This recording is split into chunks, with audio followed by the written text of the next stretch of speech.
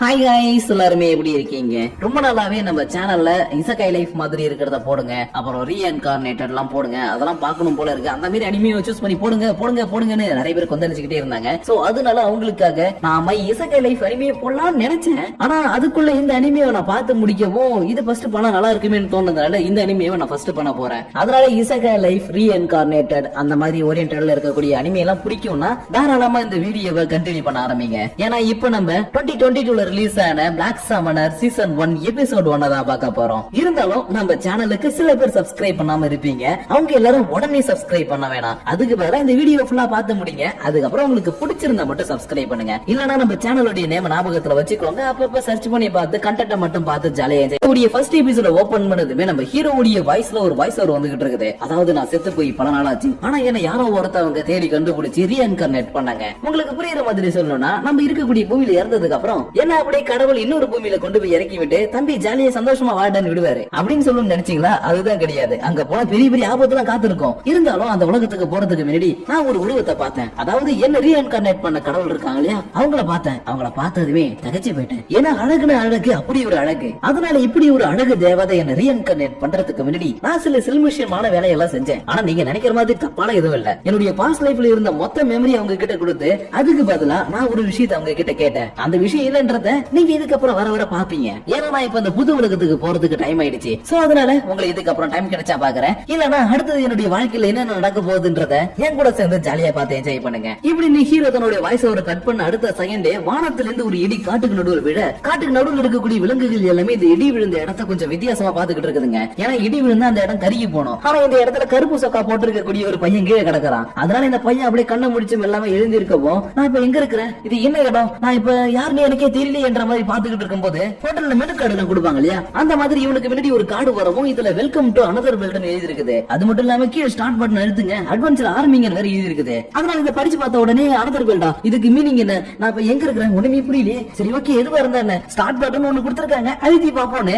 Start button அழுத்தவும் ஒரு பொண்ணு வயசுல வெல்கம் மாஸ்டர், நீங்க நல்லபடியா நீங்க கேட்டபடியே உங்களுடைய மெமரி எல்லாத்தையுமே அழிச்சிட்டு இந்த உலகத்துல உங்களுக்கு ரீஇன்கார்னேட் பண்ணிருக்கிறோம். அது மட்டும் இல்லாம இந்த உலகத்துல உங்களுக்கு ஒரு முக்கியமான ரோல் இருக்குன்ற மாதிரி சொல்லிக்கிட்டு இருக்கும் போதே ஒரு நிமிஷம் ரீஇன்கார்னேட்டட் வேற ஒரு உலகம், பழைய விஷயங்கள் ஞாபகம் இல்ல. ஐயோ போச்சே, எனக்கு பழைய விஷயங்கள் எதுவுமே ஞாபகம் இல்ல. அப்பனா நான் உண்மையாவே ரீஇன்கார்னேட் ஆயிட்டேனா, என்னுடைய பேர் என்ன, நான் யாரு, எங்க இருந்து வந்து, ஐயோ எனக்கு எதுவுமே தெரிய மாட்டேங்குதுன்ற மாதிரி இவன் புலம்பிக்கிட்டு இருக்க. இந்த மெனு கார்டுல இருந்து வந்துட்டு இருக்கக்கூடிய வாய்ஸ் இங்க பாருங்க மாஸ்டர், நீங்க எதுக்கும் கவலைப்படாதீங்க. ஏன்னா இந்த உலகம் ஃபேண்டசியான உலகம்ன்றது உங்களுக்கு தெரிஞ்சதுனாலதான் உங்களுடைய மெமரி எல்லாத்தையுமே என்கிட்ட கொடுத்து உங்களுக்கு எக்ஸ்ட்ரா ஸ்கில் பாயிண்ட்ஸ் எல்லாம் அதிகமா வாங்கிக்கிட்டீங்க. அதனால நீங்க எதுக்கும் கவலைப்படாதீங்க மாஸ்டர், இந்த உலகத்துல கண்டிப்பா நீங்க சந்தோஷமா இருப்பீங்க. அது மட்டும் இல்லாம உங்களை பத்தின இன்ஃபர்மேஷன் எல்லாத்தையுமே தெரிஞ்சுக்க இந்த மெனு கார்டை பார்க்கவும் அப்படின்னு சொல்லவும் இவன சரி ஓகே நம்மள பத்தி என்னடா போட்டிருக்குன்னு பார்த்தா இவனுடைய பேரு கெல்வின் போட்டிருக்குது. அப்ப இவனுடைய ஹெல்த் பாயிண்ட் வந்து 10 out of 10, Mana power point 20/20, இவனுடைய ஏஜ் 23. இவன் இந்த மேஜிக்கல் வேர்ல்ட பொறுத்த வரைக்கும் நார்மலான ஒரு ஹியூமன் தான். இருந்தாலும் இவனுடைய ரேங்க் மட்டும் S+ சமனரா இருக்குது. ஏன்னா இவன் காடஸ் கிட்ட இவனுடைய ஞாபகங்கள் எல்லாத்தையுமே கொடுத்து ஸ்கில் பாயிண்ட்ஸ் வாங்கினதுனாலதான் இவன் S+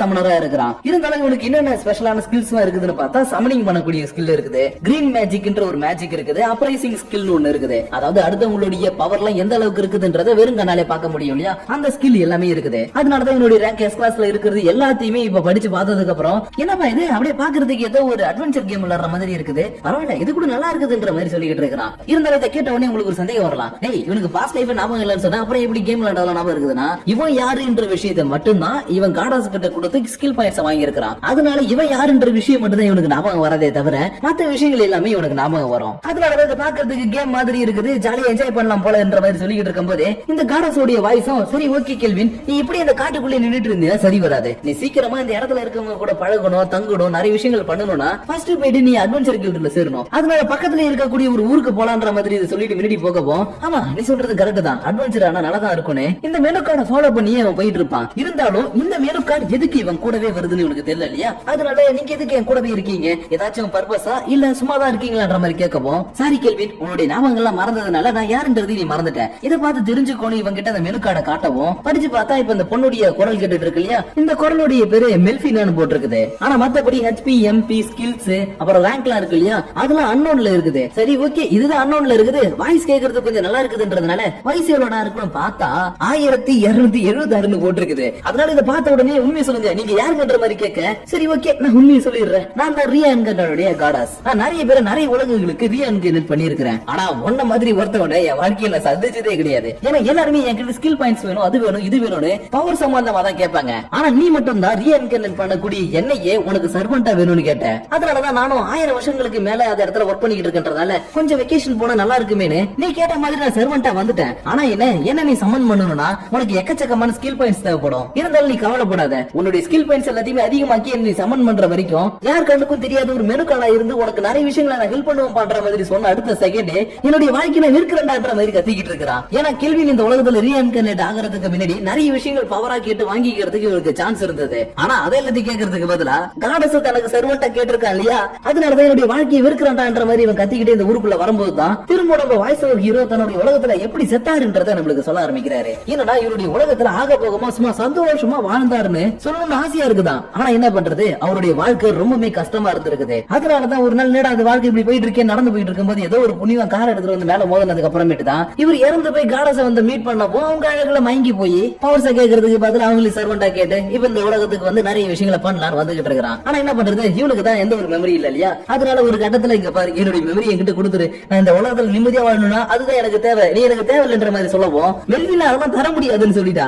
ஏன்னா அவளுக்கு இந்த உலகத்தை சுத்தி பார்க்கணும், கொஞ்சம் ஃப்ரீயா இருக்கணும்னு தோணுது இல்லையா. அதனாலதான் இங்க பாருப்பா, நீ என்கிட்ட வந்து கேட்கும் போது hey my lady I am fall in love with you அப்படின்னு ரொம்பவே அன்பா ரொமான்டிக்கா கேட்ட. அப்படிலாம் அங்க கேட்டுவிட்டு இந்த உலகத்துல வந்து என்ன விரட்டி உள்ளான்னு பாக்குறியா, அதுக்கெல்லாம் வாய்ப்பே இல்ல. கடைசி வரைக்கும் நான் உனக்கு தான், நீ எனக்கு தான்ற மாதிரி ஒரு வார்த்தையை சொல்லவும் அடி பாவி பின்னாடி வார்த்தையை சொல்லுன்ற மாதிரி இவன் எம்பாரசிங்ல உட்காந்துக்கிட்டு இருக்க. ஒரு கட்டத்துல என்ன விட்டா போதுங்க சாமி, நான் இங்க ஓடிடுறேன்னு ஓட ஆரம்பிக்கிறான். ஆனா என்ன பண்றது, எவ்வளவு தூரம் இந்த உலகத்துல இவன் ஓடினாலும் மெல்வினா இவன் கூட வேதனை வந்துகிட்டு இருப்பா. அதனாலதான் சரி ஓகே நம்ம எதுக்கு ஓடிக்கிட்டு, நீ சொல்ற மாதிரி அந்த கில்டு எங்கமா இருக்குது பாப்பி ரிஜிஸ்டர் பண்ணலான்னு கரெக்டா அட்வென்ச்சர் கில்டு கண்டுபிடிச்சு வந்தது மட்டும் இல்லாம இன்னைக்கு நான் ரிஜிஸ்டர் பண்ணிக்கிறேன்னு ஜாயின் பண்றதுக்கான ஃபார்ம் வாங்கி ஃபில் பண்ண ஆரம்பிக்க மெல்வினா இவன் கிட்ட இதுல நீ ஒரு சமணர் மட்டும் மென்ஷன் பண்ணிடாதன்னு இவனை எச்சரிக்கை பண்றா. ஏன்னா ஒரு நாட்டுக்கு ஒரு சமணர் தான் இருப்பாங்க. அப்படி இருக்கக்கூடிய அந்த சமணரும் ராஜாவுடைய கட்டுப்பாட்டுக்குள்ள இருப்பாங்க. அப்படி இல்லையா அந்த நாட்டுல இருக்கக்கூடிய பெரிய பெரிய புள்ளிங்களுடைய கண்ட்ரோல் இருப்பாங்க. ஏன்னா அந்த உலகத்துல மேஜிக் யூஸ் பண்றவங்களை விட வெளி உலகத்துல இருந்து சமன் பண்ணி இந்த உலகத்துக்கு வரவங்களுக்கு எக்கச்சக்கமான மேஜிக் பவர் எல்லாம் இருக்கும். அதனால இந்த இடத்துல நீ அட்வென்ச்சர் மென்ஷன் பண்ணினா நீ நினைக்கிற மாதிரி இந்த இடத்துல சுதந்திரமா இருக்க முடியாது. உன்னை நோக்கி எக்கச்சக்கமான பிரச்சனை ஒவ்வொரு நாளும் வந்துகிட்டே இருக்கும். அதனால நான் சொன்னதை கொஞ்சம் மைண்ட்ல வச்சுக்கிட்டு ஃபீல் பண்ணுவான்னு சொன்ன அடுத்த செகண்ட் இவனும் சமணர்ன்றது ஏறதுக்கு பதிலா நான் கிரீன் மேஜிக் யூஸ் பண்ணக்கூடிய ஒரு மேஜ்ன்ற மாதிரி ஏறி கொடுக்கவும் இவங்களும் இவனுடைய பேர் எல்லாத்தையுமே ரிஜிஸ்டர் பண்ணிட்டு இவனுக்கான ஐடென்டி கார்டை கொடுத்துட்டு இங்க பாருங்க மிஸ்டர் கெல்வின், எங்களுடைய கில்ட்ல மொத்தமா 7 ரேங்க் இருக்குது. இதுல நீங்க இப்போதைக்கு பேசிக் ரேங்கான எஃப் ரேங்க்ல இருக்கீங்கன்ற மாதிரி சொல்லவும் ஓ அப்பனா என்னால இப்போதைக்கு எஃப் ரேங்க்ல இருக்கிறது மட்டும் தான் செய்ய முடியும்னு சொல்றீங்களான்ற மாதிரி கேட்க ஆமா இப்போதைக்கு உங்களுக்கு எஃப் ரேங்க்ல இருக்கக்கூடிய ஒர்க்க மட்டும் தான் கொடுப்போம். இருந்தாலும் நீங்க இதுக்கு மேல இருக்கக்கூடிய ரேங்க்ல இருக்கக்கூடிய ஒர்க் எல்லாத்தையும் செய்யணும்னு நினைக்கிறீங்கன்னா அதை நீங்க கணக்கச்சதமா செஞ்சு முடிக்கணும். தப்பி தவறி கூட ஒரு சின்ன பிசுறு விட்டா கூட அந்த வேலைக்கான அமௌண்ட் உங்களுக்கு கிடைக்காது. அதுக்கு பதிலா நீங்க தான் பெனால்டி கட்டுற மாதிரி இருக்கும். ஆனா அதுவே உங்களுடைய ரேங்க்ல இருக்கக்கூடிய ஒர்க் எல்லாத்தையுமே நீங்க பக்காவா முடிச்சுக்கிட்டே இருந்தீங்கன்னா கொஞ்சம் கொஞ்சமா உங்களுக்கு நாங்களே ப்ரமோஷன் தருவோம்ன்ற மாதிரி சொல்லவும் கேள்வியின் உடனே அப்பனா சரி ஓகே நான் இப்ப எஃப் ரேங்க்ல இருக்கா இல்லையா, எனக்கு ஏத்த மாதிரி ஏதாச்சும் ஒரு ஒர்க் இருந்தா கொடுங்களேன், இன்னைக்கு நான் செய்யறேன்ற மாதிரி கேட்க இவங்களும் ஒரு 3 ஜாப கொடுக்குறாங்க. அதாவது பூனைக்குட்டியை காப்பாத்துறது, காட்டுக்குள்ள போயிட்டு மூலிகை எல்லாத்தையுமே கழுவி பண்ணிட்டு வருது, அப்புறம் 3 ஸ்லைம்ஸ போய் போட்டு தள்ளிட்டு வருதுன்னு மொத்தம் 3 வேலை இருக்குது. ஆனா இதுல எதை சூஸ் பண்றதுன்னு எனக்கு தெரியாம முழிச்சுக்கிட்டு இருக்க மெல்ஃபினாவும் இங்க பாருங்க மாஸ்டர், நீங்க ப்ளூ ஸ்லைம்ஸ புடிச்சிட்டு வர வேலையை பாருங்க, அதுதான் ஈஸின்ற மாதிரி சொல்லவும் ஆமாமா நீ சொல்றது சரிதான், ஸ்லைம்ஸ் ஈஸியா பிடிச்சலாம்ல அதே நான் எடுத்துக்கிறேன்னு ஸ்லைம்ஸ் பிடிக்கிறதுக்கான வேலையை சூஸ் பண்றான். ஆனா நான் இந்த ஸ்லைம்ஸ் அட்டாக் பண்ணி பிடிக்கிறதுக்காக இவன் கிட்ட வெப்பனும் இல்ல, அதை வாங்குற அளவுக்கு காசும் இல்ல. அதனால ரிஜிஸ்டர் பண்ணி கொடுத்தது பொண்ணுகிட்டே வெக்கத்தை விட்டு எங்க ஒரு 100 ரூபாய் கடனா கொடுங்களேன் சாயந்தரம் வந்து தந்துடுறேன்னு காசை வாங்கிட்டு போயிட்டு இவனுக்காக ஒரு மரத்தாலான ஒரு ஸ்டிக்கர் வாங்கினதுக்கு அப்புறம் ஸ்லைம்ஸ் எந்த இடத்துல இருக்குது அங்க வந்துட்டு சத்தம் போடாம அமைதியா அது என்ன பண்ணுது ஏது பண்ணுதுன்ற மாதிரி பார்க்கும்போது அதுங்களுடைய ஹெச்பி பாயிண்ட் எவ்வளவு, அதுங்களுடைய எம்பி பாயிண்ட் எவ்வளவுன்றது எல்லாமே இவனுக்கு தெரிய ஆரம்பிக்குது. ஆனா இது எப்படி தெரியுது உனக்கு தெரியலன்றதுனால மெல்ஃபினாட கேட்கவும் கவலைப்படாதீங்க மாஸ்டர், நீங்க ஒரு எஸ் ரேங்க் பர்சன்றதுனால உங்ககிட்ட அப்ரைசிங் ஸ்கில் இருக்குது. இது மூலியமா மத்தவங்களுடைய ஸ்கில் எவ்வளவு என்னன்றது எல்லாத்தையும் உங்களால தெரிஞ்சுக்க முடியும். இருந்தாலும் இதுல இருக்கக்கூடிய ஒரு சின்ன பிரச்சனை என்னன்னா உங்களை விட யாராச்சும் பவர்ஃபுல்லா இருக்காங்கன்னா அவங்களுடைய பவரை மட்டும் உங்களால அப்ரைஸ் பண்ண முடியாதுன்ற மாதிரி சொல்லவும் அப்பனா மெல்ஃபினா உன்ன கூட தான் என்னால அப்ரைஸ் பண்ண முடியல, அப்பனா நீ என்ன விட பவர்ஃபுல்லானவளான்ற மாதிரி கேட்கவும் ஆமா மாஸ்டர் நான் உங்களுக்கு சர்வெண்ட் ஆகிறதுக்கு முன்னாடி நான் ஒரு காடஸா இருந்ததுனால என்னுடைய பவர் உங்களை விட அதிகமா தான் இருக்கும். ஆனா கவலைப்படாதீங்க மாஸ்டர், நான் என்னைக்குமே உங்களுக்கு தான் சொல்லவும் ஐயோ இவகிட்ட பேசிக்கிட்டே இருந்தோம் நம்ம வந்த வேலையை மறந்துடுவோம், ஏமாடி கொஞ்ச நேரம் வாய மூடமா வந்த வேலையை பாக்குறேன்னு இங்க இருக்கக்கூடிய இந்த 3 ஸ்லைம்ஸுமே போட்டு தள்ளிடலாமா இல்ல ஒரு ஸ்லைமை மட்டும் பிடிச்சி அதை கான்ட்ராக்ட் போட்டு நம்மளுடைய சர்வெண்டா மாத்திடலாமான்ற மாதிரி யோசிக்கிறான். ஏன்னா இந்த ஸ்லைம்ஸ் அட்டாக் பண்ணி எடுத்துட்டு போனா ஜஸ்ட் இவன் ஒர்க் செஞ்சதுக்கு காசு மட்டும் தான் கொடுப்பாங்க. ஆனா அதுவே இதுல இருக்கக்கூடிய ஒரு ஸ்லைமையாச்சும் இவன் பிடிச்சி தன்னுடைய கான்ட்ராக்டுக்குள்ள கொண்டு வந்துட்டானா மத்த ஸ்லைம்ஸ் ஈஸியா கொண்டுட்டு அட்வென்ச்சர் கில்ட்ல இருந்து வேலை செஞ்சதுக்கு காசும் வாங்கலாம், ஒரு ஸ்லைமை இவனுக்கு சர்வெண்டாவும் வச்சுக்கலாம். அதனாலதான் சரி ஓகே இதுல இப்படி அட்டாக் பண்ண பண்ணலாம் அப்படியே அட்டாக் பண்ணலாம்னு நிறைய பிளான போட்டதுக்கு அப்புறம் செம்ம வேகமா போயிட்டு இங்க இருக்கக்கூடிய ஸ்லைம்ஸ் அட்டாக் பண்ணலாம்னு பார்த்தா இதுங்க அப்படியே வளைஞ்சு நெளிஞ்சு எஸ்கேப் ஆயிட்டே இருக்குதுங்க. ஏன் ஒரு கட்டத்துல இவனை புடிச்சு போட்டு அடி அடிக்குதுங்க. இதனால அடி வாங்க நம்ம வலி தாங்க முடியாம ஐயோ என்னடா ஃபர்ஸ்ட் லெவல்ல இருக்கக்கூடிய இது அடிச்சதுக்கு இப்படி வலிக்குது, சரி ஓகே இப்படியே போனா சரி வராது, நான் ஏதாவது பண்ணி இந்த ஸ்லைம் போட்டு தள்ளி ஆகணும்னு இவன் அட்டாக் பண்ணும் போதெல்லாம் எப்படி இதுங்க மூவ் பண்ணுதுன்றத ஃபர்ஸ்ட் இவன் கவனிக்க ஆரம்பிக்கிறான். ஏன்னா ரெண்டு பேரும் சண்டை போட்டுட்டு இருக்கும் போது ஒருத்தன் இன்னொருத்தனுடைய மூவ்ஸை கண்டுபிடிச்சிட்டானா ஈஸியா அவனை டிஃபீட் பண்றான் இல்லையா. அதனாலதான் இந்த ஸ்லைம்ஸ் எப்படி எல்லாம் மூவ் பண்ணுதுன்றது எல்லாத்தையுமே இவன் பார்த்ததுக்கு அப்புறம் சடனா இந்த ஸ்லைம் எதிர்பார்க்காத நேரத்துல ஒரு அட்டாக் பண்ண இதோட 5 HP பாயிண்ட்ல 2 HP பாயிண்ட் காணா போயிடுச்சு. இதனால இன்னும் சரி ஓகே இதுதான் அது கூட கான்ட்ராக்ட் போறதுக்கான சரியான டைம், நம்ம கான்ட்ராக்ட் போட்டுடலான்னு மெல்ஃபினா கிட்ட எப்படி கான்ட்ராக்ட் போறதுன்றது எல்லாத்தையுமே கேட்டுட்டு கையை தூக்க இவனுடைய மானா பவர்ல கொஞ்ச நேரத்துல காணா போற மாதிரி தெரியுது. அதனால என்னமா இது என்னுடைய மானா பவர்ல குறையிற மாதிரி தெரியுது, இங்க என்ன நடக்குதுன்னு கேட்கவும் அதாவது மாஸ்டர் நீங்க எஸ் ரேங்க்ல இருக்கக்கூடிய ஒரு பவர்ஃபுல்லான ஆளுன்றதுனால நீங்க யார் கூட கான்ட்ராக்ட் போட்டீங்கன்னா அவங்களுக்கும் உங்களுடைய பவர்ல இருந்து லைட்டா கிடைக்கும், அதனாலதான் உங்களுடைய மானா பவர் கொஞ்சம் காணா போன மாதிரி ஆயிடுச்சுன்னு சொல்ல அடி பாவி இது வீடியோ சொல்ல மாட்டேன்ற மாதிரி கத்திட்டு சரி ஓகே போனா போது எனக்கு ஃபர்ஸ்ட் இந்த ஸ்லைமை குடிச்சு கான்ட்ராக்ட் போட்டே ஆகணும், அதனால கான்ட்ராக்ட் போடலான்னு மானா பவர் இன்க்ரீஸ் பண்ணி கான்ட்ராக்ட் போடவும் இந்த ஸ்லைம் அப்படியே துகளா மாதிரி இவனுக்குள்ள போயிடுச்சு. ஏன்னா இவன் ஒரு சமணர்ன்றதுனால யார் கூட இவன் கான்ட்ராக்ட் போடுறானோ அவங்கள தனக்குள்ள ஏத்துக்கிட்டு திரும்ப அவங்கள சமன் பண்ணி தான் சர்வெண்டா மாத்த முடியும். அதனாலதான் இது துகளா மாதிரி இவனுக்குள்ள வந்ததுக்கு அப்புறம் மெல்ஃபினா அந்த ஸ்லைமுக்கு ஒரு பேர் கூட இல்ல, நீங்க ஒரு பேர் கொடுங்க அப்பதான் இது கொஞ்சம் ஹாப்பியா இருக்குன்ற மாதிரி சொன்ன உடனே இவனு சரி ஓகே அதுக்கு நான் தாராளமா ஒரு பேரை கொடுத்துடலான்னு இதுக்கு குளோத்தோன்னு ஒரு பேரை கொடுக்க இவனுக்கு ஒரு வித்தியாசமான ஃபீலிங் ஏற்படுது. அதாவது அந்த ஸ்லைம் என்னென்ன நினைக்குதோ அது எல்லாமே இவனுக்கும் புரிய ஆரம்பிக்குது, அது உணர்றது எல்லாத்தையும் இவனுக்கு தெரியுது.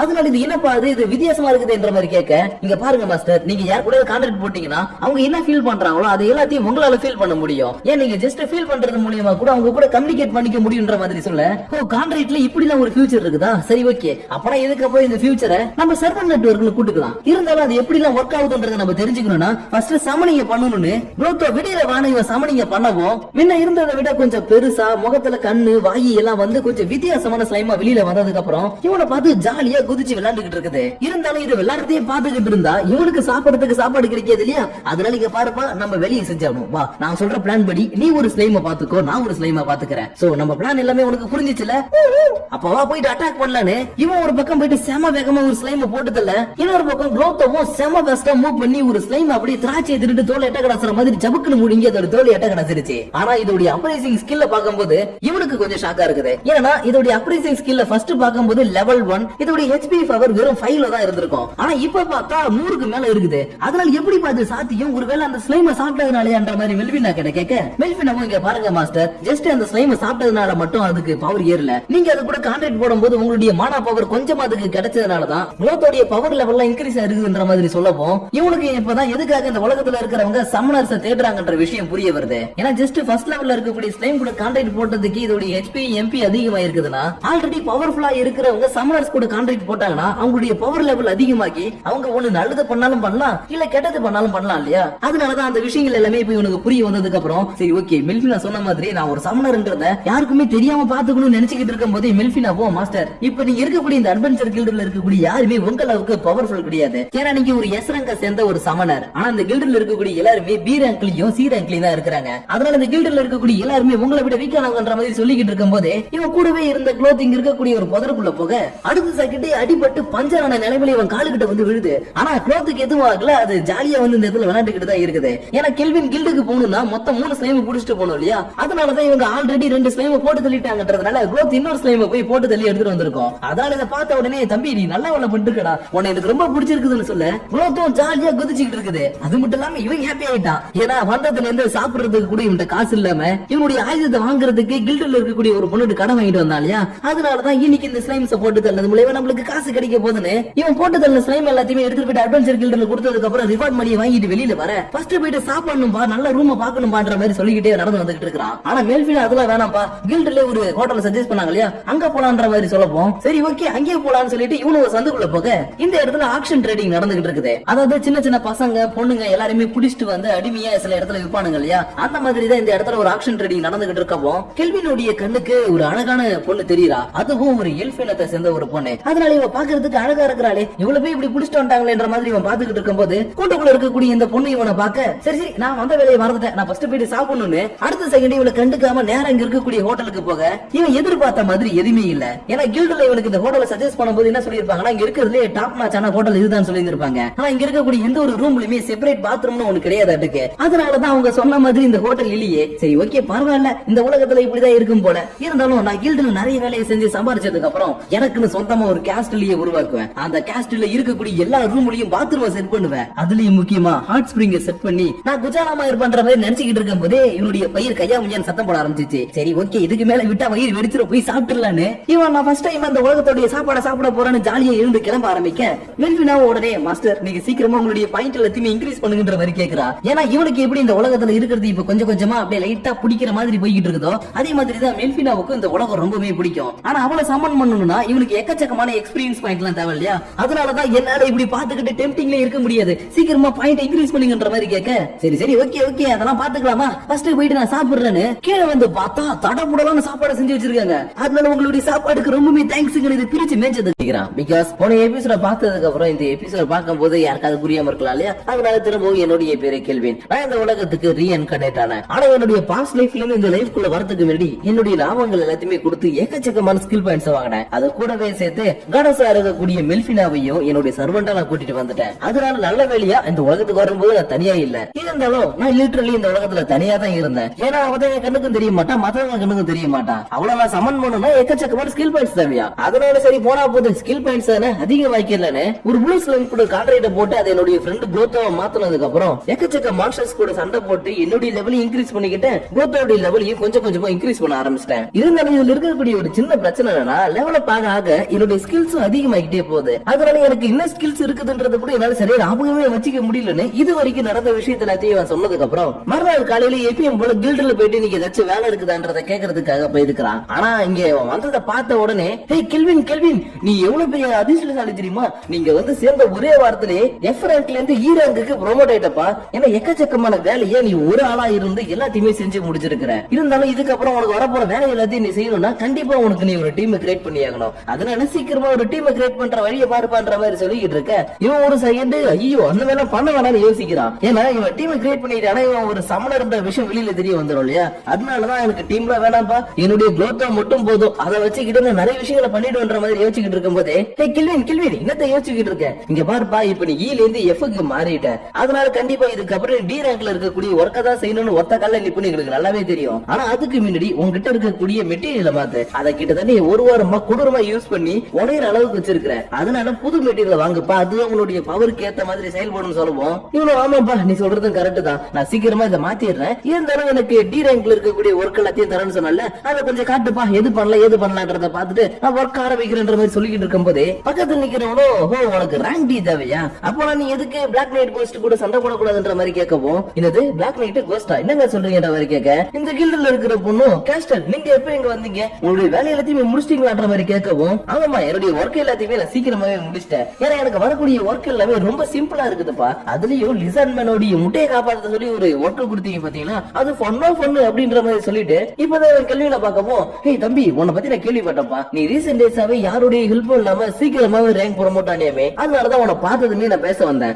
பை தி வே என்ன பத்தி நான் இன்ட்ரோ듀ஸ் பண்ணிக்கல, என்னுடைய பேரு கேஸ்டுவல். நான் ரேங்க் டி சேர்ந்த ஒரு அட்வென்ச்சர்னு சொல்லும் போதே இங்க இருக்கக்கூடிய மத்த அட்வென்ச்சர்ஸ் எல்லாம் இருப்பாங்களே மூத்த அட்வென்ச்சர்ஸ் எல்லாம் அவங்க எல்லாரும் ஆமா ஆமா இவன் ரேங்க் டி அட்வென்ச்சர் சேர்ந்தவன் தான். ஆனா என்ன பண்றது இந்த கெல்வின் பையன் மாதிரி யாராச்சும் புதுசா நல்லா பவரோட இந்த இடத்துக்கு வந்தாங்கன்னா அவங்க தலையில நல்லா முழக அரைச்சிடறான். அதனால எப்படியாச்சும் இவனை பத்தி கில்டு மாஸ்டர் சொல்லி ஆகணுன்ற மாதிரி சொல்லிக்கிட்டு இருக்கும் போது இப்படி ஒரு சத்தம் கேட்க இவங்க எல்லாரும் அவரப்பா நல்லா இருக்கியப்பான்ற மாதிரி பேச ஆரம்பிச்சிட்டாங்க. ஏன்னா இவனை கண்டா இந்த கில்டுல இருக்கக்கூடிய சில பேருக்கு பயம். சோ அதனாலதான் ஒரு இரும்புல போட்டு இவங்களை பயமுறுத்தினதுக்கு அப்புறம் தம்பி கெல்வின் நான் உங்ககிட்ட பிளாக் நைட்டை பத்தி சொன்னேன் இல்லையா, அந்த பிளாக் நைட்டை மட்டும் நீ போட்டு தரீங்கன்னா கண்டிப்பா டி ரேங்க தாண்டி கூட போறதுக்கு வாய்ப்பு இருக்குது. ஆனா என்ன நீ அங்க தனியா போனா மர்கையாசாலதான். அதனால நீ என்னுடைய டீம் கூட ஜாயின் பண்ணிக்கிட்டீங்கன்னா நம்ம எல்லாருமே சேர்ந்து அந்த பிளாக் நைட்டை போட்டு தரலாம். அதுக்கப்புறம் நீ தனியா கூட பிரிஞ்சு போகலாம்பா, உனக்கு இப்படி வசதின்ற மாதிரி கேட்க கெல்வின் இலக்க எனக்கு வேணவே வேணாம்னு சொல்லிட்டான். ஏன்னா டீம் கூட போனாதான் என்னுடைய ஐடென்டி வெளியில தெரிஞ்சிடும் இல்லையா, அதனாலதான் இல்லங்க உங்க கூட எனக்கு சேரத்துக்கு விருப்பம் இல்லைன்னு சொல்லிட்டு இவனுடைய அப்ரைசிங் ஸ்கில்ல வச்சு பார்க்கவும் இவன் சொன்னது எல்லாமே பொய்ன்னு எனக்கு தெரிய வந்துருச்சு. ஏன்னா இந்த கில்டுல இவனுடைய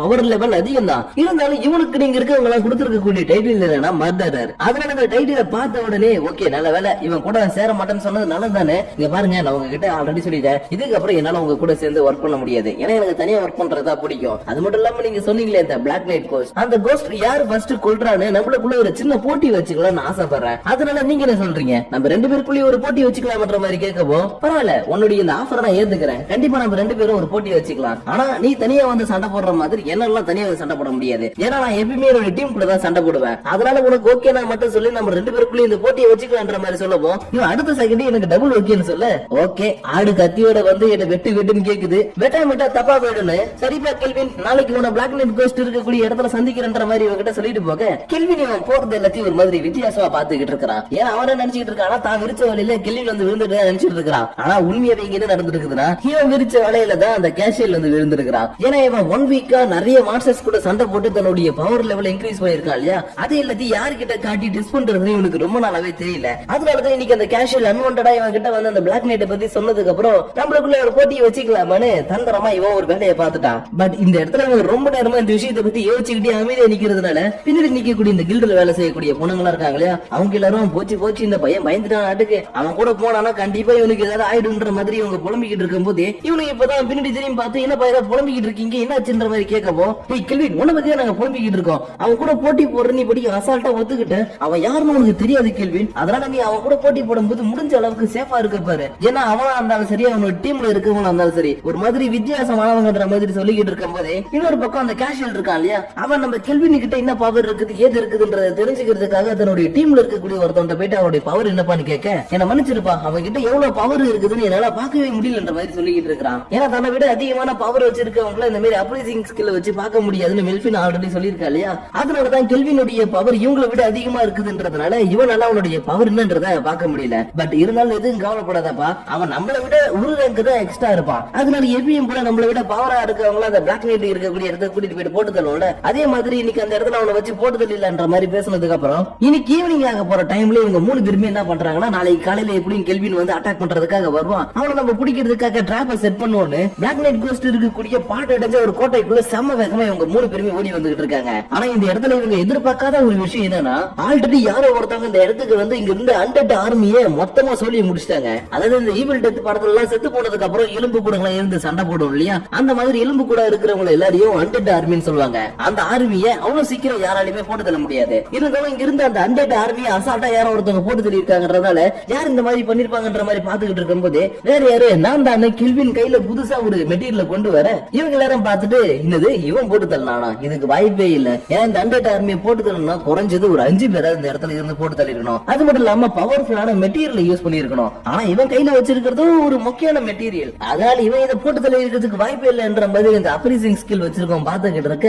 கேள்வி நீங்க பாருங்கப்பா, நீங்க சொன்ன அந்த பிளாக் நைட் கோஸ்ட் இந்த சோருக்கு பின்னாடி தான் இருக்காப்புல, அதனாலதான் நீங்க எப்ப வருவீங்க அவனை போட்டு தங்க நான் ரொம்ப நேரமா வெயிட் பண்ணிக்கிட்டு இருக்குன்ற மாதிரி சொல்லவும், டேய் தம்பி உன்னை பார்த்தா தனியா போயிட்டு அதை சமாளிக்கிற மாதிரி தெரியலையே, ஒருவேளை நாங்க வந்த உடனே உனக்கு ஹெல்ப் பண்ணுவோம் நீ அதை ஈஸியா போட்டு தள்ள நினைச்சிட்டு இருந்தியா, அதுக்கெல்லாம் வாய்ப்பு இல்லைன்ற மாதிரி சொல்ல இவங்க ஹெல்ப்புக்கு நான் வெயிட் பண்ணிட்டு இருந்தேன். இங்க பாருங்கப்பா நான் வந்த உடனே இங்க இருக்கக்கூடிய அண்டட் ஆர்மியை போட்டு தள்ள மாதிரி இந்த கோஸ்ட் என்னால போட்டு தள்ளி இருக்க முடியும், இருந்தாலும் நீங்க இந்த இடத்துல என்ன போட்டு தள்ளுறதுக்காக ஒரு பிளான் பண்ணிருக்கீங்கல்ல, அந்த பிளானை எப்படி பண்ணிருக்கீங்கன்றத பாக்குறதுக்காக தான் ரொம்ப நேரமா உங்களுக்காக நான் வெயிட் பண்ணேன், அதனால உங்களால முடிஞ்சதுன்னா சீக்கிரமா என்ன கொள்ளுங்கன்ற மாதிரி சொல்லிக்கிட்டு இருக்கேன். இந்த கேஷுவல் டீம்ல இருக்கவங்களுக்கு எல்லாம் கொஞ்சம் ஜெர்க் ஆகுது, ஏன்னா இவனுடைய பிளானை பத்தி இது வரைக்கும் யாருமே தெரிஞ்சுக்கிட்டது இல்ல, ஆனா கெல்வின் அசால்ட்டா இவங்களை பார்த்த உடனே இவனுடைய பிளானை பத்தி எல்லாம் தெரிஞ்சுக்கிட்டா இல்லையா, அதனாலதான் பாஸ் நம்மளுடைய பிளான் எல்லாத்தையுமே தெரிஞ்சுக்கிட்டான்றதுனால இவனை சமாளிக்கிறது நம்மளுக்கு கொஞ்சம் கஷ்டமா தான் இருக்கும். அது மட்டும் இல்லாம என்னுடைய அப்ரைசிங் ஸ்கில்லை யூஸ் பண்ணி பார்த்தா கூட இப்ப கூட என்னுடைய பவர் தெரிய மாட்டேங்குதுன்ற மாதிரி சொல்லிக்கிட்டு இருக்கேன். கெல்வினுக்கும் லைட்டா ஷாக் ஆகுது, ஏன்னா அப்ரைசிங் ஸ்கில் இவங்க கிட்ட மட்டும் தான் இருக்குன்னு நினைச்சிட்டு இருந்திருப்பான், ஆனா கேஷுவல் டீம்ல இருக்கவன் டீம் அப்ரைசிங் ஸ்கில் இருக்குது இல்லையா,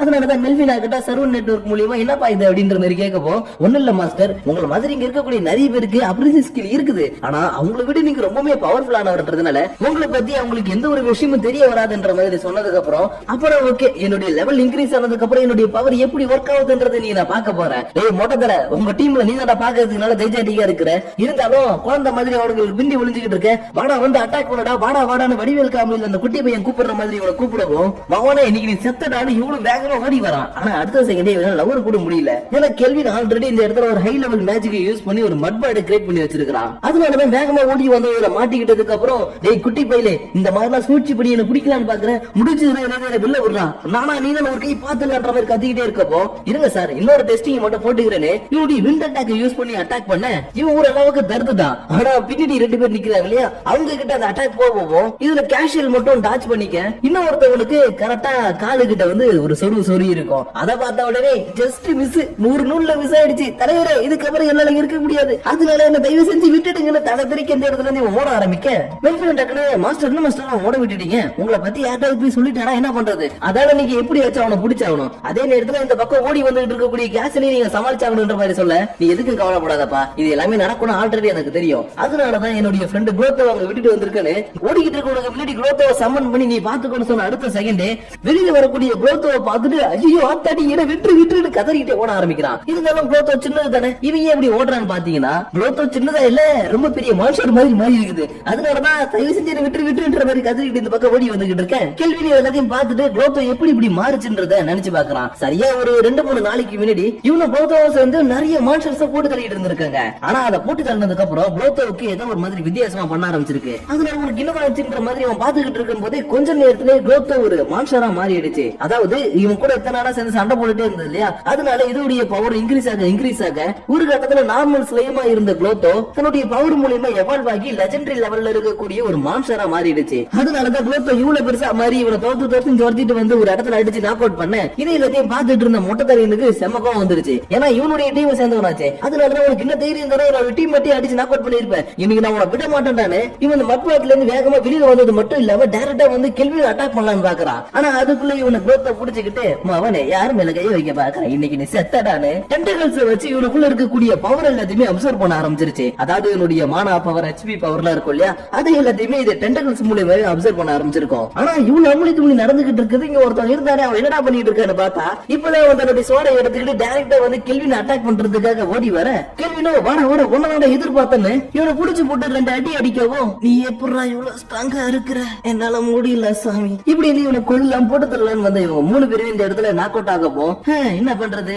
நீங்க என்ன மாதிரி மத்த மான்ஸ்டர்ஸ் கூட சண்டை போட்டு உங்களுடைய பவரை இன்க்ரீஸ் பண்ணிருந்தீங்கன்னா கண்டிப்பா என்ன நீங்க தோக்கடிச்சிருக்க முடியும். ஆனா நீங்க அதை பண்றதுக்கு பதிலா யாரெல்லாம் புதுசா பவரோட இந்த இடத்துக்கு வராங்களோ அவங்கள போட்டு தள்ளி அவங்களோட ஸ்கில்ஸ் எல்லாத்தையுமே எடுத்துக்கிறீங்க. அதனாலதான் இன்னைக்கு நீங்க டி ரேங்க்ல இருந்தாலும் என் மேல ஒரு சின்ன கீழே கூட உங்களால போட முடியல. பட் இருந்தாலும் நான் உங்களை மாதிரி இந்த இடத்துல இருக்க மாட்டேன். ஏன்னா இவ்வளவு நேரமா உங்க கூட நான் சண்டை போட்டது எல்லாருமே பார்த்து பயந்துகிட்டு இருக்கக்கூடிய அந்த பிளாக் நைட் கோஸ்ட் கூட போயிட்டு சண்டை போடுறதுக்காக தான். அதனால நான் ஃபர்ஸ்ட் போயிட்டு பிளாக் நைட் கோஸ்ட் கூட சண்டை போட்டுட்டு வந்துட்டு அதுக்கப்புறம் உங்களை நான் ராயல் கேபிட்டல்ல போடிக்கிறேன்னு இங்க இருக்கக்கூடிய ஒரு ரூம் உடைய கதவை திறக்கவும் எல்லாருமே சொன்ன மாதிரி இந்த இடத்துல ஒரு பிளாக் நைட் தன்னுடைய கையில ஸ்வாடா வச்சுக்கிட்டு வெறித்தனமா நின்னுட்டு இருக்கிறான். இருந்தாலும் அந்த பிளாக் நைட் ஒரு கோஸ்ட் இல்லையா, அதனால இதோடைய பவர் எந்த அளவுக்கு இருக்குது நீ அப்ரைஸ் பண்ணி பார்த்தா பவர் எல்லாமே ஒரு அளவுக்கு அதிகமா தான் காட்டிக்கிட்டு இருக்குது. அதனால இந்த கோஸ்ட் உடைய பவர் எல்லாத்தையுமே செக் பண்ணி பார்த்ததுக்கு அப்புறம், ஏய் மெல்வினா, இந்த கோஸ்ட் கூட என்னால கான்டாக்ட் போட முடியுமா? ஆமா மாஸ்டர், உங்களால தாராளமா இந்த கோஸ்ட் கூட கான்டாக்ட் போட முடியும். ஆனா ஒரு விஷயத்தை ஞாபகம் வச்சுக்கோங்க, இந்த உலகத்துல நீங்க 10 பேர் கூட மட்டும் தான் கான்டாக்ட் பண்ண முடியும்ன்ற மாதிரி சொல்லிக்கிட்டு இருக்கும் போதே இந்த பிளாக் நைட் கோஸ்டும், டேய் தம்பி ரொம்ப நேரமா உள்ள வந்து அப்படி நின்னுட்டு இருக்கே, உனக்கு என்ன வேணும்ன்ற மாதிரி கேட்க,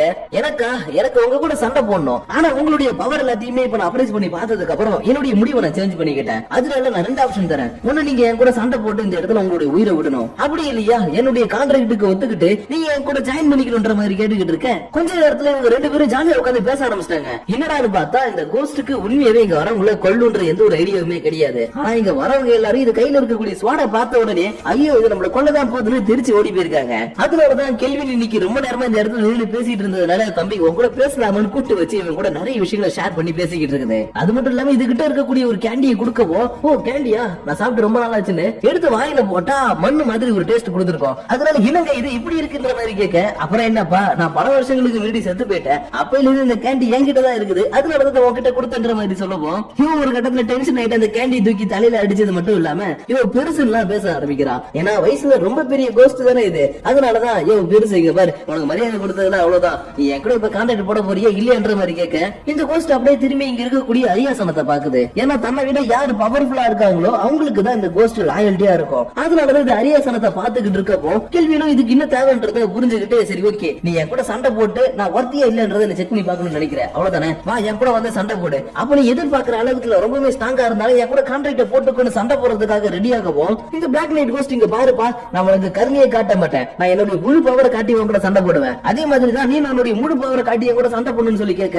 அதுக்கு நான் தாராளமா உங்க கூட சண்டை போட்டா போச்சுன்னு இவன் ஒரு பக்கம் வீட்டு மேட்சுக்கு யூஸ் பண்ணி அட்டாக் பண்ணிட்டு இருக்கும் போது குளோத்தோ வர வச்சு இன்னொரு பக்கமா அட்டாக் பண்ண பாப்பான். ஆனா இது எல்லாமே ஒரு சாதாரண அட்டாக்கிங் ஸ்டைல் இருக்கிறதுனால அசால்ட்டா இதை பிளாக் நைட் பிடிச்சதுக்கு அப்புறம் இங்க பாருப்பா நான் உங்ககிட்ட ஆல்ரெடி சொல்லிட்டேன் உன்னுடைய ஃபுல் பவர் காட்டி அட்டாக் பண்ணு, இது ஒரு அட்டாக்க பண்ணவும் தரையே பொழுந்துகிட்டு போகுது. அதனால இதை பார்த்த உடனே பரவாயில்ல எனக்கே ஆப்போனன்ட் தான் இன்னைக்கு ஒரு கை பாத்துறேன்னு குளோத்தோவை திரும்ப வந்து அட்டாக் பண்ண சொல்லிட்டு இவன் ஏர் பிரஷரா வச்சு ஒரு அட்டாக்க கொடுக்கப்போ இந்த பிளாக் நைட் கோஸ்டால ஒரு இன்ச்சு கூட நகர முடியாத அளவுக்கு செம்மையா லாக் ஆயிடுச்சு. இருந்தாலும் இந்த கோஸ்ட் விடுற மாதிரி இல்ல, நான் எப்படியாச்சும் அட்டாக் பண்ணுன்ற மாதிரி ஏந்திரிக்க பார்க்கும்போது தான் இதுக்கு ஒரு விஷயம் ஞாபகம் வர ஆரம்பிக்குது. அதாவது இப்ப இது இருக்கக்கூடிய இந்த அரண்மனை எல்லாம் இருக்கு இல்லையா, இது ஒரு காலத்துல ரொம்பவே செல்வ செழிப்பு மிக்க ஒரு நாடா இருந்துச்சு. ஆனா ஹில் வில்லேஜ் சேர்ந்த ஒரு தூதுவன் வர வரைக்கும், ஏன்னா அவங்க நாட்டுல சில பிரச்சனைகள் வந்துகிட்டு இருக்குன்னு ராஜா கிட்ட வந்து எங்களுக்கு உதவி பண்ண சொல்லி கேட்டான். ஆனா ராஜா ஏதோ ஒரு மைண்ட் செட்ல முடியாதுன்னு சொல்லவும் வந்தவன் தன்னுடைய வயிறு எரிஞ்சு ஒரு சாபத்தை கொடுக்க, அடுத்த சில வருஷங்கள்ல இந்த ராஜ்யத்துல இருந்த மக்கள் எல்லாருமே கொத்தமே ஏதோ ஒரு நோயால பாதிக்கப்பட்டு சாக ஆரம்பிச்சாங்க. ஏன் இந்த நைட்டுடைய வைஃபும் கொஞ்ச நாள் இறந்து போயிட்டா. அதுக்கப்புறம் இந்த ராஜாவும் இறந்து போயிட்டாரு.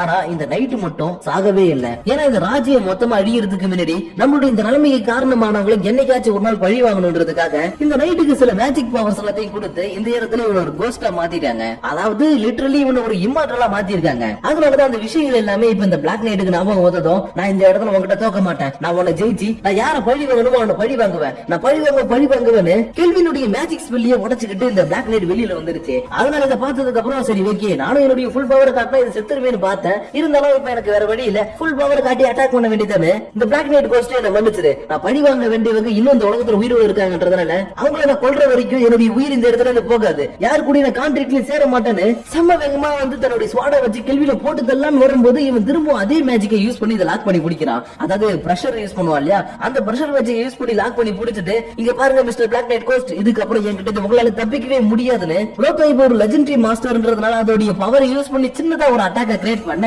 மறுநாள் காலையில நேதிக்கு சண்டை போட்டுட்டு இருந்த பிளாக் நைட் கோஸ்டோடைய ஆர்மர்ல இருந்த ஒரு சின்ன பீஸ் எடுத்துட்டு வந்து அட்வென்ச்சர் கில்ட்ல கொடுக்கவும், இவனுக்கு இந்த இடத்துல அசிஸ்ட் பண்ணிட்டு இருக்கக்கூடிய ஆஞ்சியும் ஏய் சூப்பர் பாலினு இந்த வேலையை முடிச்சதுனால இப்ப நீ டி ரேங்க்கு ப்ரோமோட் ஆயிட்ட மாதிரி கத்திக்கிட்டு இருக்க. இங்க இருக்கக்கூடிய மத்த அட்வென்ச்சர்ஸ் எல்லாரும் சூப்பர் பாலி வேற லெவல் பாப்ளிட்ன்ற மாதிரி புகழ்ந்துட்டு இருக்காங்க. ஏன்னா இத்தனை நாள் இவங்களுக்கு தொல்லை கொடுத்துட்டு இருந்த அந்த 3 பேரை புடிச்சு ராயல் கேபிட்டல்ல கொடுத்துட்டா இல்லையா, அதனாலதான் நீ சூப்பர் அப்படி பண்ற மாதிரி இவனை புகழ்ந்துட்டு இருக்கும்போது ஹாஞ்சி உன்கிட்ட பேசணும்னு சொல்லிட்டு இவனை தனியா ஒரு இடத்துக்கு கூட்டிட்டு வரா. ஏன்னா இப்ப இவன் லாஸ்டா பிளாக் நைட் கோஸ்ட் போட்டு தள்ளனதுக்கு அப்புறம் ஒரே நாள்லயே இவன் ப்ரோமோட் ஆயிட்டான் இல்லையா, அதனாலதான் இங்க பாருப்பா நம்மளுடைய கில்ட் மாஸ்டர் உன்னை தனியா மீட் பண்ணி சில விஷயங்களை பேசுவார் சொல்லிருக்காரு. ஏன்னா இருக்கக்கூடிய எல்லாருமே ஆச்சரியப்படுற அளவுக்கு நீ நிறைய விஷயங்களை செய்யற இல்லையா, அதனால கில்ட் மாஸ்டர் உன்னை தனியா மீட் பண்ணி உனக்கு ஸ்பெஷல் ரேங்க பத்தி சில விஷயங்களை சொல்ல போறாரு. சரி அவரை போய் மீட் பண்ணுப்பான்னு இவன் ஒரு மாதிரி இவன் கிட்ட கியூட்டா பேசிட்டு போகும்போது, அரசை சற்று முன் ஒரு பெண்ணை பார்த்தீர்களே, அப்பெண்தான் உங்கள் துணைவியாரானு பிளாக் நைட் கோஸ்ட் இவன் கூட ஒரு கோஸ்டா வந்துகிட்டு இருக்குது. ஏன்னா பிளாக் நைட் கோஸ்ட் கூட சண்டை போட்டதுக்கு அப்புறம் அந்த கோஸ்ட் இவன் கான்ட்ராக்ட் படி தனக்குள்ள எடுத்துக்கிட்டான்.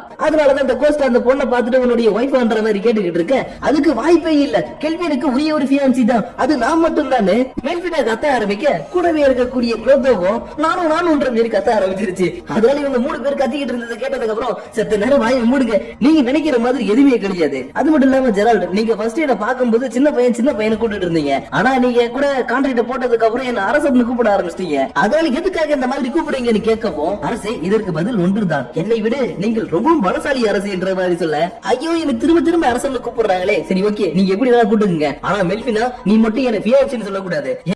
இவன் டைரக்டா வந்து கில்ட் மாஸ்டரை மீட் பண்ணதும், ஓ நீ தான் கெல்வின் இல்ல, உன்ன மாதிரி அட்வென்ச்சர்ஸ்க்கு இன்னைக்கு ரொம்பவே சூப்பரான ஒரு நாள். இருந்தாலும் நேத்து ரைட்டு முழுக்க நீ அந்த கோஸ்ட் கூட சண்டை போட்டதுனால இன்னைக்கு நீ டயர்டா இருப்ப, அதனால ஃபர்ஸ்ட் இன்னைக்கு போயிட்டு நீ ரெஸ்ட் எடுப்பா, அதுக்கப்புறம் நம்ம 2 பேரும் சில விஷயங்களை பேசலான்ற மாதிரி சொன்னாலும் இவன் போற மாதிரி இல்ல. ஏன்னா இவர் தானே சொன்னாரு இன்னைக்கு உன்ன மாதிரி அட்வென்ச்சர்ஸ்க்கு நல்ல நாள், அதனாலதான் அந்த நல்ல நாள்ல எதுவா இருந்தாலும் பேசலாமே, நீங்க தாராளமா என்கிட்ட பேசுங்கன்ற மாதிரி சொல்லவும், சரி ஓகேப்பா உங்ககிட்ட பேசிட்டா போச்சு. ஃபர்ஸ்ட் ஆஃப் ஆல் நான் என்ன இன்ட்ரோடியூஸ் பண்ணிக்கிறேன், என்னுடைய பேரு லியோ, நான் அந்த கில்டோடைய கில்ட் மாஸ்டர். அதனால அந்த கில்ட்ல ஒவ்வொரு நாளும் என்ன நடக்குது ஏது நடக்குதுன்றது எல்லாத்தையும் நான் கண்காணிச்சுக்கிட்டே தான் இருக்கிறேன். அப்படிதான் உன்னை நான் கண்காணிச்சு பார்க்கும்போது நீ இந்த உலகத்தை சேர்ந்தவனே இல்லன்றது எனக்கு தெரிய வந்துச்சு. அதனால நீ இன்னைக்கு என்கிட்ட எந்த ஒரு விஷயத்தையும் மறைக்காம உன்னை பத்தின உண்மை எல்லாத்தையும் என்கிட்ட சொல்லு பண்ற மாதிரி கேட்கவும், கெல்வின் ஒரு ஷாக்ல டக்குனு தன்னுடைய அப்ரைசிங் ஸ்கில்ல யூஸ் பண்ணி பார்த்தா இவர்கிட்டயும் அப்ரைசிங் ஸ்கில் இருக்குது, இவர் ஏற எங்க சேர்ந்தவர்ன்ற மாதிரி காட்டுது. அதனால சரி ஓகே இவர் என்ன சொல்றாரா கேட்போம்னு சொல்லிட்டு அமைதியா உள்ள வந்து உட்காரவும், ஓகே கெல்வின் நீ இப்பதான் நீ கேஷியல இல்ல பண்ண ஏது பண்ணன்றது எல்லாத்தையுமே நான் ஆஞ்சி கிட்ட கேட்டுட்டு வந்தேன். அது மட்டும் இல்லாம நீ தனியா போயிட்டு பிளாக் நைட் கோஸ்டையும் போட்டு தரணும் அவன் சொன்னான். ஆனா நீ உன்னுடைய சர்வன்ஸை யூஸ் பண்ணி தான் அந்த பிளாக் நைட் கோஸ்டையும் போட்டு தரணுன்ற விஷயம் எனக்கு நல்லாவே தெரியும். ஏன்னா நான் உன்னை பார்த்த உடனே என்னுடைய அப்ரைசிங் ஸ்கில்ல வச்சு நீ ஒரு சமணர்ன்றதை நான் கண்டுபிடிச்சிட்டேன்னு சொன்ன அடுத்த செகண்டே கெல்வின் பேசாம இந்த பெருசா போட்டு தள்ளிடுற மாதிரி யோசிக்கிறான். ஏன்னா இவர் ஏ ரேங்க்ல இருக்கக்கூடிய அப்ரைசிங் ஸ்கில்ல வச்சிருக்கக்கூடிய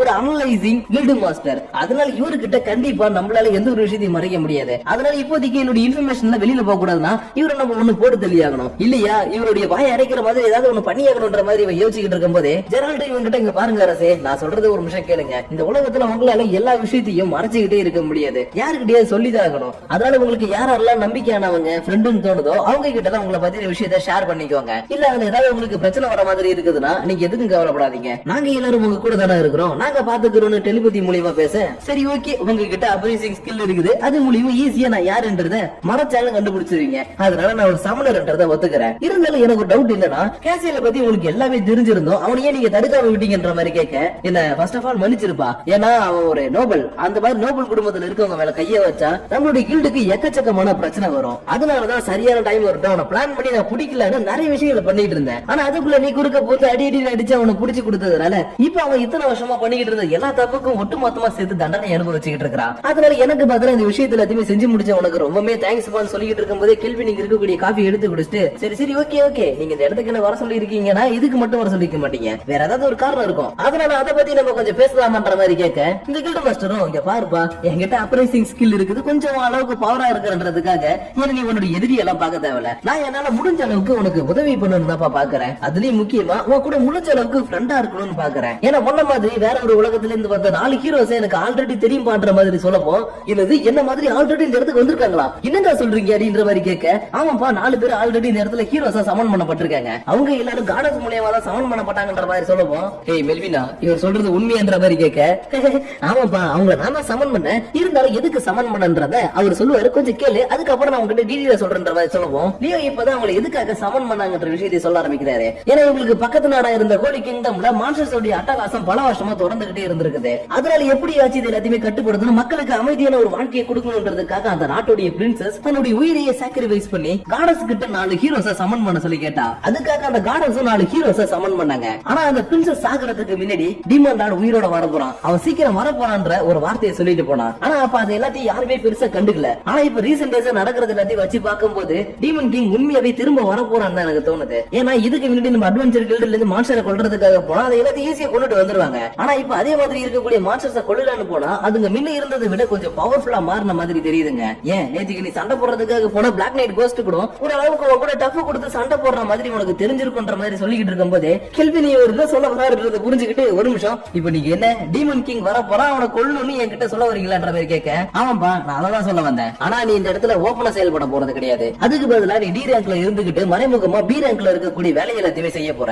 ஏன்னா நீ என்ன சமணரா இருந்தாலும் இந்த உலகத்துக்கு வந்ததுக்கு அப்புறம் உன்னுடைய ஐடென்டிட்டியை ரிவீல் பண்ணவே இல்ல. ஏன்னா நீ ஒரு சமணர்ன்ற விஷயம் இங்க இருக்கக்கூடிய கிங்குக்கோ இல்ல இங்க இருக்கக்கூடிய நோபல்ஸுக்கோ தெரிஞ்சிச்சுன்னா உன தொந்தரவு பண்ணிக்கிட்டே இருப்பாங்கன்னு உனக்கு நல்லாவே தெரிஞ்சிருக்கு. அதனாலதான் நீ ஃப்ரீடமா இருக்கணும்ன்றதுக்காக சமணர்ன்றத மறைச்சிட்டுன்ற விஷயம் எனக்கு தெரியுன்றதுனால உனக்கு டி ரேங்க்ல வச்சுக்கிட்டு பி ரேங்க்ல இருக்கக்கூடிய வேலை எல்லாத்தையுமே செய்ய வைக்க போறேன். அதுக்கப்புறமா கொஞ்சம் கொஞ்சமா உன்னை இந்த இடத்தோடைய டாப் லெவலுக்கு நான் கொண்டு போயிடுவேன். ஆனா இதே எல்லாத்தையும் நான் சொல்றேன்றதுக்காக நீ செய்ய தேவையில்ல, நீ எந்த அளவுக்கு அமௌண்ட் எதிர்பார்க்கறியோ அந்த அளவுக்கு நான் அமௌண்ட் தரேன். அதுக்காக வாச்சும் டீமன் லார்டு கிட்ட இருந்து நேஷனை காப்பாத்து. நீ ஒரு சமணர்ன்ற விஷயம் இங்க இருக்கக்கூடிய யாருக்குமே தெரியாம நான் பாத்துக்கிறேன்ற மாதிரி சொல்லவும் மெல்வினா உடனே மாஸ்டர் அவர் சொல்றது கரெக்டா தான் இருக்குது, ஏன்னா அவர் சொல்ற டீலிங்க்கு ஒத்துக்கிட்டீங்கன்னா உங்களுக்கு ஃப்ரீடமும் கிடைக்கும், அதே நேரத்துல எக்கச்சக்கமான பணமும் கிடைக்கும், அதுக்கப்புறம் நீங்க ஆசைப்பட்ட மாதிரி நிறைய விஷயங்கள் செய்யலன்ற மாதிரி சொன்ன உடனே கேள்வியும் சரி ஓகே இந்த டீலிங் நல்லா தான் இருக்குதுன்னு நீங்க எனக்கு பணத்தை கொடுங்க நான் உங்களுக்கு ப்ரொடக்ஷன் கொடுக்குறேன் டீலிங்க போட்டுக்கிட்டு நேரா திரும்ப ஹோட்டலுக்கு வர இந்த ஹோட்டலுடைய ஓனர் கிளவரை புடிச்சுக்கிட்டு எப்பா நீ டி ரேங்க்கு ப்ரோமோட் ஆயிட்டே உன்ன பத்தி தான் இங்க வந்தவங்க எல்லாருமே பேசிக்கிட்டே இருந்தாங்க. ஏன்னா அட்வென்ச்சர் கில்ட்ல சேர்ந்த யாருமே இவ்வளவு சீக்கிரத்துல டி ரேங்க்கு ப்ரோமோட் ஆனதே கிடையாது. ஆனா நீ சேர்ந்த கொஞ்ச நாள்ல ப்ரோமோட் ஆயிருக்கன்றதுனால உன்ன பத்தி தான் இன்னைக்கு முழுக்க எல்லாருமே பேசிக்கிட்டு இருந்தாங்க.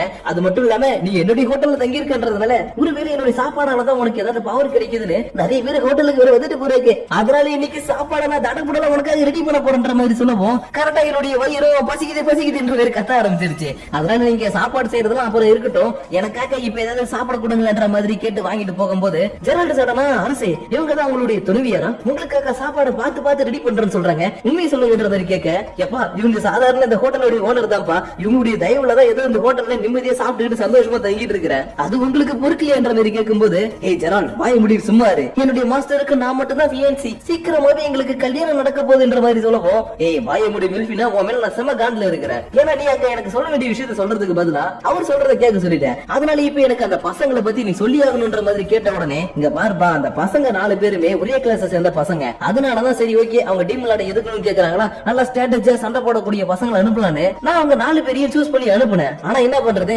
அவங்க ரொம்பவே சின்ன பசங்கன்றதுனால நிறைய விஷயங்கள் அவங்களால சீக்கிரமா கத்துக்க முடியல. இன்னும் சொல்ல போனா அவங்க உங்க அளவுக்கு கூட பவர்ஃபுல் கிடையாதுன்ற மாதிரி சொன்ன உடனே கேள்வினும் சரி ஓகேப்பா அப்பனா நம்ம தான் அந்த டீமன் லார்ட் கூட சண்டை போடணுமான்ற மாதிரி கேட்க ஐயோ நீங்க போய் சண்டை போட வேணாம், ஏன்னா எனக்கு டீமன் லார்ட சுத்தமா பிடிக்காது, அதனால அந்த டீமன் லார்ட அந்த பசங்களே பாத்துக்கிட்டோம், நம்ம இந்த இடத்துல எப்பயும் போல ஜாலியா சுதந்திரமா இருந்துகிட்டு இந்த நேஷன் மட்டும் காப்பாத்துற வேலையை பார்க்கலான்ற மாதிரி சொல்லவும் ஆமா நீ சொல்றதும் கரெக்ட் தான்ப்பா, நம்மளுக்கு எதுக்கு தேவையில்லாம வம்பு, நம்ம இருக்கிற இடம் தெரியாம இருந்துட்டு போயிடுவோம், இருந்தாலும் ஹையர் ரேங்க்கு போயிட்டா இல்லையா அதனால எனக்குன்னு அவங்க ஒரு டீம் கிரியேட் பண்ணுவாங்க. ஆனா அந்த டீம்ல இருக்கிறவங்க பலசாலியா இல்லனா என்னால இதுக்கப்புறம் வரக்கூடிய மான்ஸ்டர்ஸ் சமாளிக்க முடியாது.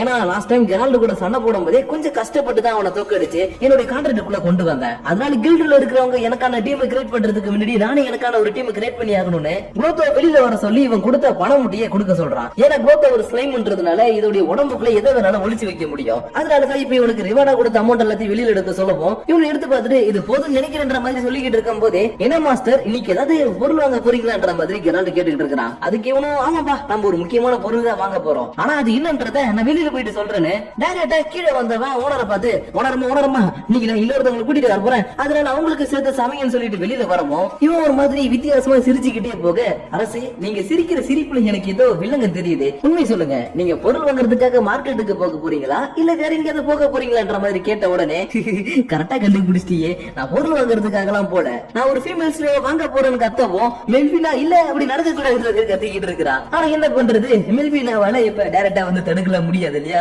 அதனால மாஸ்டர் ஏன் இப்படி பண்ண போறீங்கன்ற மாதிரி கதறிக்கிட்டு இருக்க. கெரால்ட் மட்டும் அரசே நீங்க இப்படி பண்றது நல்லதுதான், ஏன்னா உங்க வயசுல இருக்கும்போது எனக்கு எல்லாம் தோணும் தான், அதனால நீங்க ஸ்லேவ் வச்சுக்கிறது தப்பு கிடையாதுன்ற மாதிரி சொல்லிக்கிட்டு இருக்கும்போது அட பாவி கெரால்ட் நீ என்ன பத்தி தப்பா நினைச்சுக்காத, நான் ஸ்லேவ்ஸ் வாங்க போறேன்னு சொன்னதுக்கு காரணமே நம்ம டீம்ல மெம்பர்ஸ் சேர்க்கணும்ன்றதுக்காக தான். ஏன்னா அவங்க மட்டும் தான் நம்ம சொல்றத புரிஞ்சுக்கிட்டு நம்ம கூடவே இருப்பாங்க, மத்தபடி வேற யாராச்சும் நம்மளுக்கு டீம் மெம்பரா கொடுத்தாங்கன்னா அவங்க நம்ம சொல்றதை கேட்க மாட்டாங்க இல்லையா. அதனாலதான் கொஞ்ச நாளைக்கு வெட்டிங் ஒரு ஃபீமேல் ஸ்லேவ் மார்க்கெட்டை பார்த்தேன். அந்த இடத்துல போயிட்டு நம்மளுக்கு ஒரு ஸ்லேவ் வாங்க போறோம்னு இவன் கரெக்டா ஸ்லேவ்ஸ் வச்சு விற்கக்கூடிய அந்த இடத்துக்கிட்ட வரவும் இந்த இடத்துல ஆல்ரெடி ஸ்லேவ் வாங்குறதுக்காக வந்த ஒருத்தவன் யோ எருதியா இப்படியே காப்பாத்தியன்னு கத்திக்கிட்டு இருக்கிறான். ஆனா நல்ல வேலை இந்த இடத்துல ஒரு பெட்ஷீட் இருந்ததுனால அதை வச்சு இவனை காப்பாத்திடுறாங்க. இருந்தாலும் இவனுக்கு எப்படி நெருப்பு பத்துச்சுன்னு பார்த்தா நம்ம ஹீரோ ஃபர்ஸ்ட் இந்த இடத்துல ஒரு பொண்ணை பார்த்திருப்பான் இல்லையா, அந்த பொண்ணுக்கு மேல ஏதோ ஒரு டிராகன் ஃபயர் கர்ஸ் இருக்குதான். அதனாலதான் இவனை வாங்கவே மாட்டேன் நீ தலைகீழ்னால இவனை வாங்க மாட்டேன்னு கத்திக்கிட்டு இவன் ஓடி போக குண்டுக்குள்ள இருக்கக்கூடிய இந்த எல்ஃப் பொண்ணும் அப்படியே சோகமாயிட்டா. ஏன்னா எத்தனையோ பேர் இவன் அழகா இருக்கிறான்றதுக்காக இவளை வாங்குறதுக்காக வருவாங்க. ஆனா இவளை தொட்ட அடுத்த செகண்ட் இவளுடைய கியர்ஸ் மூலியமா அவங்க உடம்பு பத்திக்கிட்டு எரியறதுனால